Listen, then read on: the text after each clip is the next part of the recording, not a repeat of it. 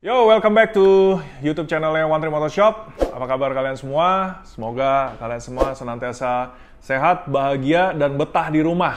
Karena kita lagi mengatasi pandemi COVID-19 ya. Jadi, everyone should stay home.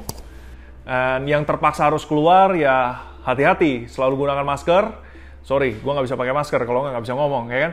Tapi ini ruangan netral. Selalu pakai masker, lalu selalu sering rajin cuci tangan. Hati-hati, kita harus benar-benar hygiene nih, lagi masa kayak gini. Seperti yang kalian lihat dari judul, semua udah ketahuan lewat judul ya. Kita akan membahas parts yang dipakai di WSBK. Kebetulan salah satu customer kami dari One Tree Squad di Jakarta ada pesan untuk Yamaha R1M-nya dan sudah datang. Ini pas datang itu kayak Christmas, tau gak sih? Dapat hadiah, aduh. Happy banget kemarin begitu datang tuh kayaknya excitednya luar biasa. Jadi kita akan bahas, kita akan kasih lihat detail barangnya seperti apa, kenapa sampai sebegitu mahal, dan apa spesialnya. Saksikan terus di channel ini.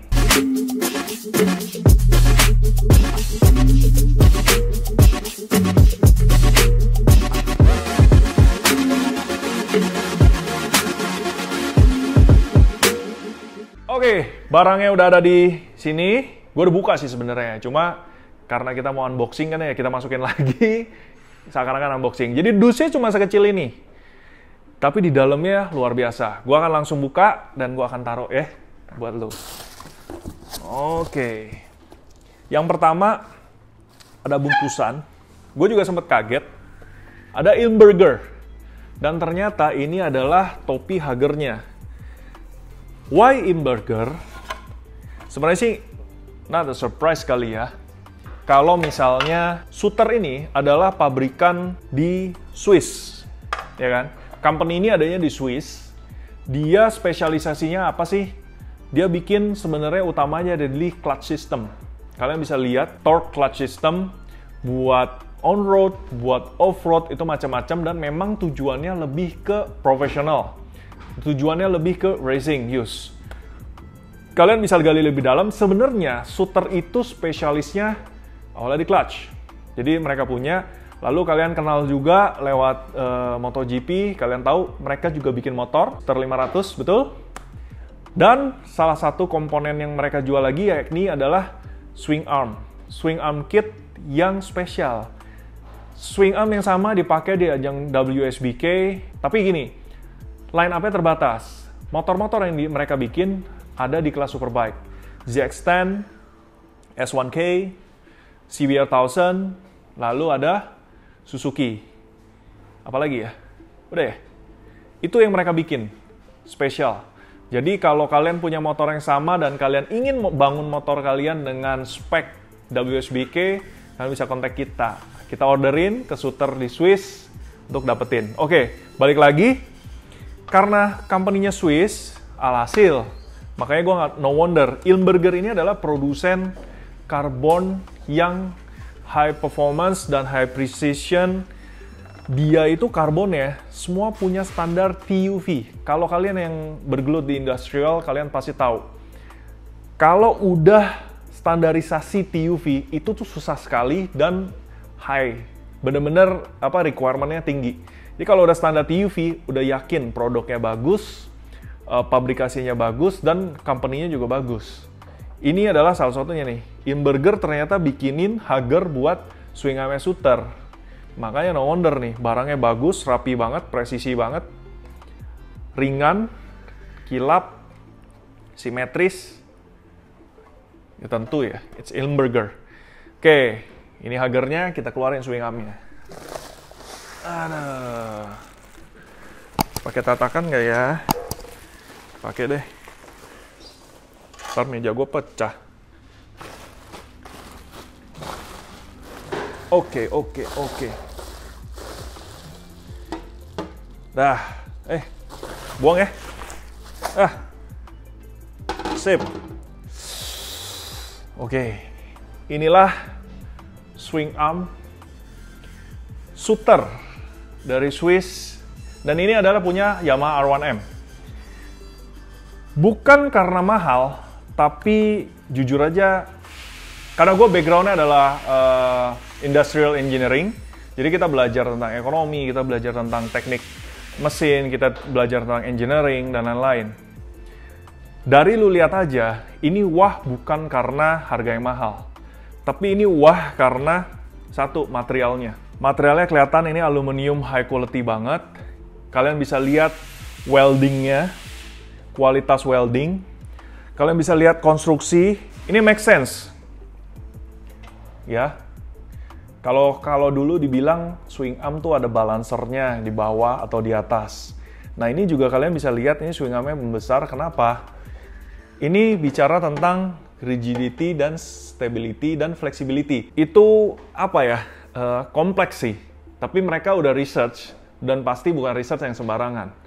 Dan ini akan membuat handling motor pasti jauh lebih stabil dan lebih baik. Selain itu, gimana ya? Bagian yang dia perlu kekuatan terbesar, dia ada rangkanya yang baik dan lain-lain. Tapi di bagian yang lain, dia bisa cukup bikin supaya ini cukup ringan. Susah dijelasin. Beberapa detail yang kalian harus lihat memang material, lalu welding, desain, dan juga ini nih yang paling seksi kalau menurut gua, di bagian sini nih. Di bagian sininya itu keren banget, jadi chain adjusternya, adjuster buat axle maju mundur. Terus di bagian sini tuh, ini kayak billet nih bro. Jadi bagian sini mungkin kayak lempengan aluminium yang udah dicetak, tapi bagian sini lebih ke arah billet. Yang bagian sini nih, ini welding gini nih, ini arah billet. Belakangnya juga dibuang sebagian untuk ringan. Tulisannya Suter, atas bawah. Dan ini axle-nya juga udah dikasih. Dan axle-nya juga bahannya khusus, bro. Ini keren banget. Kalian mau lihat gak? Ini kalau kepasang hagernya, nanti begini nih. Maklum, hati-hati. Barang ciamik soalnya. Nah, kurang lebih gini. Ini kalau kepasang hagernya seperti ini. Keren ya? Jadi hagernya juga buat kotoran, rapi. Desainnya juga keren banget sih. Sporty, indah, menawan. Nah, untuk bobot, sayangnya kita nggak sediain timbangan di sini, dan ini buru-buru mau pasang di Yamaha R1M-nya customer kita. Jadi mungkin subjektif aja. Ini kalau swing arm standar. Oke, nah kita bandingin nih sama swing arm standarnya. Kita udah copot. Mas Satrio boleh minta tolong bantu? Wah, berat nggak mas? Oh ya, gila. Ini sih jauh lebih berat. Mungkin 1:2 atau lebih. Wow. Gimana cara displaynya ya? Aduh, ini berat banget. Ya, jauh. Ini jauh lebih ringan. Padahal kelihatannya lebih besar dan gede jauh, tapi ini jauh lebih berat. Standarnya R1. Oke, boleh tolong bantu? Udah, taruh sini aja. Nah, gue akan compare buat kalian, lu bisa lebih jelas. Ini gue geser aja. Nah, sekarang gue udah posisiin di meja, biar kalian benar-benar bisa lihat head to head. Bedanya antara swing arm Suter untuk R1M dan swing arm R1M standar. By my subjective, itu saat lu pegang aja sih, yang standar lebih berat. Padahal nih kesannya lebih gede ya. Tapi ya itu, teknologi dari bahan, construction. Kadang begini, ini kan casting dan tebel.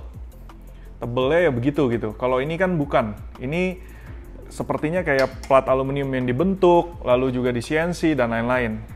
Keren banget sih. Speechless bro. Nah, the way it looks saja udah beda. Dan kalau untuk performance gue rasa nggak mungkin diraguin lah ya. Kalau emang udah di-build untuk WSBK dan dipakai di WSBK, dan saya rasa mereka juga memproduksi swing arm buat kelas MotoGP yang prototype, tapi mungkin namanya tidak terdengar aja. Tapi bisa aja mereka juga suppliernya. Jadi mereka udah punya knowledge dan perhitungan untuk handling. Mereka pasti udah ahlinya. Oke. Ada beberapa part lagi yang disertai di Suter ini. Jadi kalau gue, nah pas waktu beli ini mereka kasih opsi ke kita. Jadi kaliper belakangnya udah pasti ditaruh di underslang, di bawah. Tapi kalipernya mau pakai apa? Waktu itu dia suggest seperti yang dipakai di balap, pakai kaliper belakang dengan pitch 64 mili. Itu adalah kaliper yang sama juga dipakai di Moto2, Moto3, kalipernya kecil. Disnya kecil. Kenapa? Karena ya jujur aja di balap mereka pakai belakang jarang. Dan segitu itu cukup. Mendingan sekecil mungkin supaya lightweight. Ya kan? Nah, tapi karena kita mau pakai di R1M, dipakai street, dan juga supaya nggak beli kaliper lagi yang susah dicari, kampasnya nanti susah dicari, akhirnya kita pakai udah underslang, tapi kita minta yang 84 mili. Bisa loh, mereka se-fleksibel itu. Nah, ini disertai V-hook, bahannya karbon. Ini kayaknya karbon pre-pack nih. Nanti dipasangnya di bawah swing arm. Mereka kan kalau pedok modelnya yang hook. Dia ada. Lalu ya bushing-bushing, baut. Nah, ini dudukan dis belakang. Nah, ini dia. Dudukan bracket kaliper belakangnya. Nah, ada sensor ABS-nya dan juga pitch-nya untuk P234 pitch 84 mili. Taruh underslang. Ini aja udah dipikirin ringan loh. Kecil, ringan, tight, dan materialnya sih T7 lah ini. Ini pasti udah high grade aluminium. Bushing, suspension link. Nah, suspension linknya juga mereka tuh bikin adjustable. Jadi kalau dunia balap itu geometri itu sangat berpengaruh. Dari karakter si rider, ya fisiologinya si rider, tingginya, karakter bawanya dan lain-lain. Itu geometri itu berpengaruh. Jadi tinggi tail belakang, nunggingnya seberapa itu sangat berpengaruh. Bayangin mereka balap sampai tuning ke hal-hal detail seperti itu. Efeknya kemana? Ya tergantung tracknya. Mereka buat ngatur apakah tracknya banyak high speed cornering atau benar-benar harus nimble atau apa. Itu udah dunia yang sangat complicated buat kita. Di adjustable. Dan ini juga nih, link bawahnya nih, semua diganti. Benar-benar bahannya billet, aluminium CNC T7. Oke, kalian udah lihat, ini swing arm shooter, ini swing arm standar. Sekarang kita lihat kalau di motor, terpasang, seperti apa kelihatannya. Oke, kita lanjut ke motor.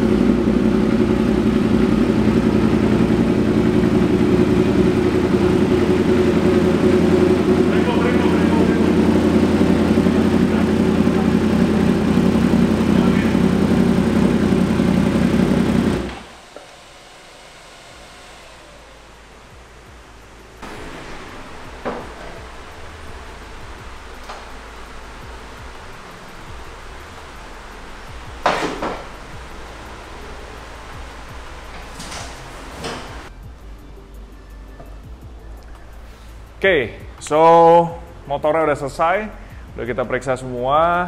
Overall, kalian udah lihat sini, kita bahas lagi. Jadi ini adalah Yamaha R1 2015 yang udah melalui tahapan modifikasi yang udah panjang banget, dan gue akan review secara singkat totalnya apa aja ya. Jadi selain swing arm shooter, yang kedatangan kali ini kita upgrade adalah Master M. Master M sekarang menggunakan Brembo XA Series. Brembo XA Series adalah nama lainnya biasanya pakai, mereka sebutnya Brembo GP, karena ini adalah Master M yang sama yang digunakan di WSBK dan MotoGP. Ini ada yang unik. Banyak orang kalau pakai Master M ini pasti bilang kok agak soft dan bukan padat kayak RCS yang lama dulu. Itu dari lama orang suka ngomong gitu. Karena memang sebenarnya Master M ini feel-nya soft, tapi linear banget. Maksudnya linear tuh lu bisa ngerasain walaupun soft, tapi ngerem dari sedikit tambah banyak, itu ngeremnya tuh gradually-nya enak dapat gitu, feelingnya lebih tajam. Jadi kalau orang yang kebiasaan ngeremnya main bejek, pakai ini sih ampun ya bawanya. Selain Master, kalipernya juga di-upgrade. Kalipernya sekarang pakai Brembo, billet, CNC, finishing nickel, kodenya GP4PR. Mana ini adalah 4 pot dan piston di dalamnya udah titanium. Kalian bisa lihat, memang dari jauh sekilas mirip GP4 RX, tapi coba lihat lebih detail. Ya kan, beda. Tutup tangki, ya kan, ini udah mulai racing look nih. Jadi tangkinya juga sekarang pakai fuel cap dari Lightech, di mana ini adalah quick release fuel cap. Namanya quick release pasti cepet dan gampang bukanya. Nah, ini sistem locknya semua, jadi spinning tutupnya, quick lock. Dah, kekunci, rapet. Kalau orang yang nggak tahu cara buka, sebenarnya bukanya agak susah. Cuma kalau saya udah biasa. Ini quick lock. Lalu rantai juga karena yang lama, mungkin tire and wear lah ya. Rantainya udah agak usang, gear belakangnya udah agak usang. Kita ganti baru gear belakangnya pakai Sam sprocket dari Jepang. Rantainya juga ganti lagi pakai rantai Ekachen 3D 525 series ini, black and gold. Lalu gripnya juga tadi saya lihat udah nggak oke ya. Dan kalian tahu bahwa motor ini liverynya sekarang berbeda, baru. Dan untuk mengimbangi feeling racing, livery racing, terus juga bawaannya juga memang udah racing, saya pakaiin grip di motor ini, Ariete, tipe Aries yang super soft. Dia full rubber, super soft, tapi memang peruntukannya ini emang yang dipakai di racing. Kenapa? Ini rigid banget dan empuk. Ngindarin fatigue metakarpal, ini. Top. Motornya kayak begini, udah selesai. Sebentar kita akan wrap up, kita kirim ke pemiliknya. Semoga pemiliknya senang dengan pekerjaan kita, dan semoga kita nggak ketinggalan sesuatu yang tidak kekurangan lah ya. Kita tahu lah, kita hobi juga, jadi kalau customer nungguin motor akhirnya selesai datang ke rumah, saya juga pengennya adalah seperti saat saya menerima kado. Saya pengennya wah dan tanpa celak. Jadi kita QC 3 kali lah. Oke, thank you for watching the video. Jangan lupa tongkrongin terus YouTube channel kita. Kita jadi akan selalu, kalau kita ada konten terbaik, kita pasti akan liput, kita share di YouTube channel kita. Jadi sorry buat kalian nih, ya sekalian ngomong deh buat para netizen yang suka nanyain kan kok videonya kurang atau apa. Ya memang jujur saya pribadi, saya nggak terlalu pingin jadi YouTuber. Saya bukan apa ya, bukan cari konten atau apa. Saya lebih pilih kalau memang ada konten yang rasanya sayang untuk tidak di-share, pasti saya akan minta untuk tim media untuk yuk kita rangkum motornya, kita bikin video. Kenapa? Karena bagi saya itu legacy yang kadang juga saya lihat. Hasil karya kita, hasil padu padan, hasil kerjaan, itu ada kesannya gitu. Jadi ya memang konten kita adalah konten-konten yang memang kita mau share. Jadi memang bukan yang setiap hari kita akan bikin konten, ya karena kita memang bukan siaran di YouTube gitu ya. Ya ini pilihan, YouTube itu adalah bebas kan, jadi ya inilah kita. Jadi ya buat kalian yang nungguin video antri, ya berarti tungguin kalau kebetulan kita ada konten. Pasti kalau bagus, pasti kita ramu, kita post di YouTube. Selebihnya hal-hal kecil biasanya kita post di IGTV atau di IG Post. Jadi kalian juga nongkrongin tuh Instagram kita di @13motoshop, .e3motoshop. Nah, di situ kita post kalau ada video dan story singkat yang pengen kita share ke kalian. Thank you yang masih selalu nontonin YouTube channel Wantri, dan doain kita terus nih supaya ada project yang bisa lebih wah lagi, lebih menantang lagi, dan bisa berkreasi untuk menghasilkan motor-motor yang lebih kece lagi. Oke? Itu yang saya inginkan. Thank you guys. Bye-bye.